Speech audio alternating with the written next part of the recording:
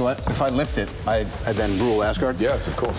We thought we'd do something different, use this area here because of the global nature of the movie we're reviewing, the Avengers Age of Ultron. Ever heard of that? We're also assembling, all three of us together. Oh, very nice. Avengers Assemble. We need to say that Vic was very excited about this. He was the most excited of all of us. I couldn't sleep last night, all right? So I've been excited. I couldn't wait to see this movie. I love the first Avengers, obviously. I'm a huge Marvel movie fan. Joss Whedon has publicly come out and said that this thing nearly killed him, making this movie. He's walking away. So this is a Joss Whedon dropping the mic kind of a movie. And honestly, after seeing it, it's hard to think of what else they could have done to paint a bigger or better picture with these characters in this franchise. Yeah. And I'm honestly a little concerned about how Marvel tops itself in any fashion after this. Yeah, and I think that's part of the problem going forward. Yes. Is this is such a landmark, exhaustive, comprehensive experience that what do you do now? You're smarter than her. You're Bruce Banner. Where you go, you get some new characters here. I'm not telling you who they are. You'll find out when you go see the film, and you get a lot of action, you get a lot of explosions, there are a lot of fights, and you get a great villain. And I think we really didn't have one, and that was part of the problem with the only vague problem. I love the first Avengers, but here you get James Spader as Ultron, and Ultron, I didn't know this going in, you're the comic book reader here, but Ultron is just an AI that somehow manifests as, I don't want to tell you, he manifests as kind of a robot. How could you be worthy? You're all puppets, tangled in strings. James Spader, my God, how he is so, he's just power. His voice is just power. He has a great voice, you're right. Oh man, it's gonna sit with me for a long time, just the way he reigns over everyone with this villainous, boisterous voice that he has. It's You can't so imagine great. anybody else doing that. He does an incredible job in that. There are no strings on me.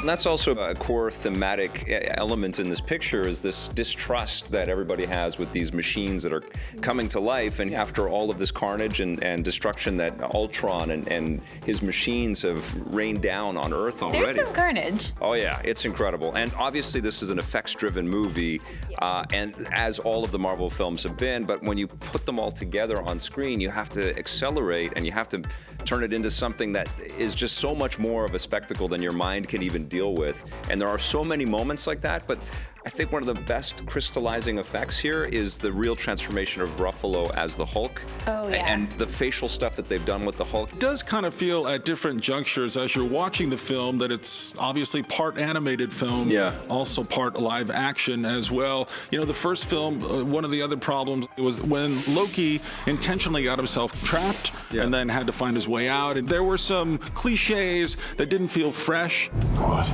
I wasn't thinking about any other movie. I wasn't thinking about scenes I'd seen in other movies. I wasn't hearing dialogue that I'd heard before. I wasn't having any echoes from pop culture around me. I was just in the moment of this movie from scene to scene. And I think that's very hard to do for a big entertainment movie like this. And I think Joss Whedon deserves all the credit. He really does. I will say that Scarlett Johansson, every time she steps in front of the camera, she impresses me more and more. She's such an incredibly commanding actor. She's got to hold her own against the Hulk of all creations. And I think she totally does. All of the Avengers. And I still walked away from this thing feeling like I was Scarlett Johansson, feeling like I stepped away and I felt super powerful, just like she is in the movie. And that's what I want. That's what I want out of a female superhero. And I wish that she had more attention, but then I was thinking about it while I was watching this movie, especially when she had her flashback. Wow, this would really make a cool story. Just to have her, Natasha Romanoff, just to have the story of her. We need that Black Widow movie. We need it, but then I started thinking, well, I don't know if anybody would go see it. Maybe I'm just the only one that wants this. It's tough to say. Why haven't they made this yet? You know, the other thing that I kind of wanted to get out of the way, or my only concern going into this movie, was that Birdman would be so strong in my mind to see all these actors who are so talented just doing their superhero thing. I was wondering which Avenger you were calling Birdman there for a second. I mean, I'm just all of them. He's talking about the you know what I'm saying, though? You know, I know there's one called Fly Around Man, one's called Hawkman. I'm learning the names.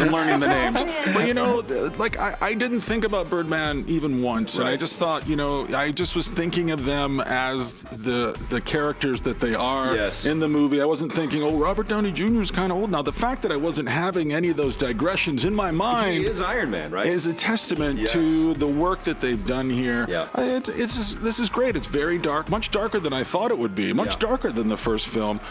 I felt like I went through something. That was an incredible film. I mean, it was just a fantastic movie all the way around. I'm just happy that it's selling out 3D, for the right guys? reason. No 3D. Don't see it in 3D. If you can see it in 2D, go for it. What are you going to give it?